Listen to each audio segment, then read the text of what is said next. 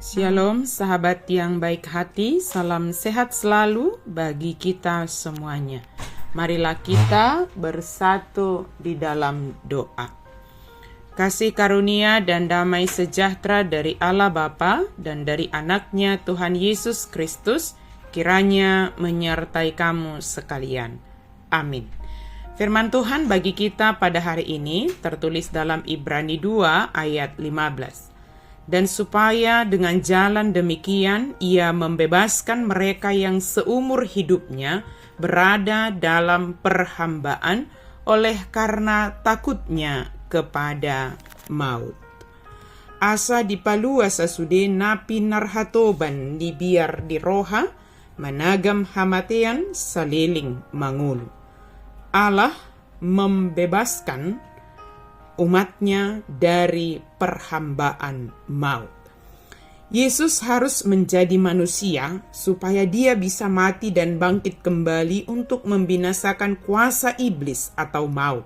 Kita bisa baca dalam Roma 6 ayat 5-11. Hanya dengan demikianlah Kristus dapat melepaskan manusia yang terus-menerus hidup dalam ketakutan akan maut dan membebaskan mereka untuk hidup bagi Yesus.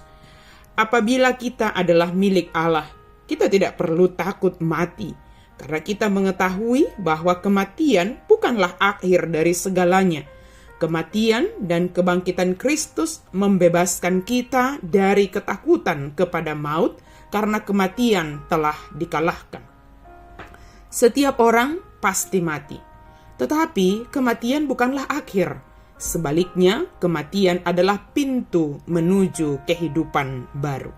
Semua yang takut mati hendaknya mendapat kesempatan untuk mengetahui pengharapan yang dibawa oleh kemenangan Kristus.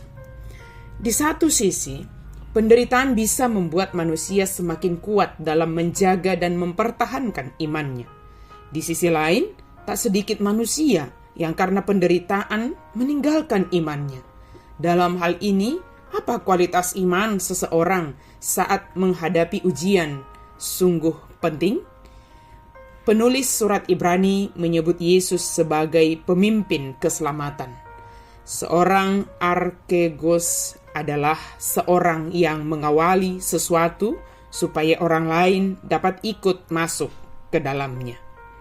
Seorang archegos atau pemimpin juga adalah seorang yang merintis jalan supaya diikuti oleh orang lain. Itulah yang dimaksud penulis Ibrani saat ia menulis istilah pemimpin dengan istilah archegos kepada Yesus. Pertanyaannya adalah, bagaimana hal itu dapat terjadi pada Yesus? Memang sangat dimungkinkan karena Allah telah menjadikan Yesus sempurna melalui penderitaan, kematian, dan kebangkitannya. Yesus adalah pribadi yang sepenuhnya telah melaksanakan tugas hidupnya dengan sempurna. Ia hidup sesuai dengan tugas dan tujuan Allah. Tiada satupun rancangan Allah yang lalai dilakukan Yesus. Dia taat sepenuhnya. Melalui penderitaannya, dia sepenuhnya mampu memenuhi tugasnya melalui keselamatan yang dianugerahkan kepada manusia lewat kematiannya, lewat penderitaan di salib. Lewat penderitaannya, Yesus benar-benar menjadi sama dengan manusia. Dan lewat penderitaannya, dia menyelamatkan manusia.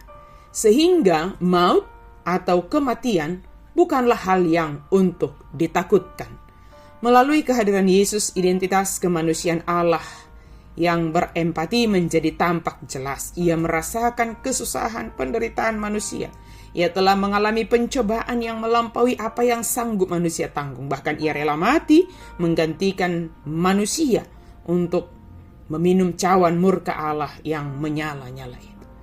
Tidak semua orang dapat memahami pergumulan, kesusahan, dan penderitaan hidup kita. Namun Yesus sungguh-sungguh memahaminya dan ia mengerti kondisi kita. Dia sanggup memberikan yang terbaik bagi kehidupan kita. Karena itu, datanglah kepada Yesus dan bersandarlah kepadanya.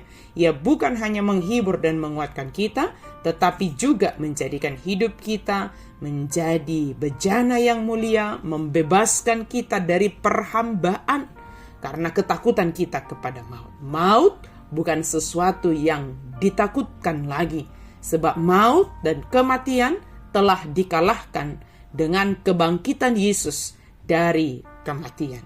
Kiranya pengharapan kita semakin hidup dan bergantung sepenuhnya hanya kepada Yesus saja, seberat apapun.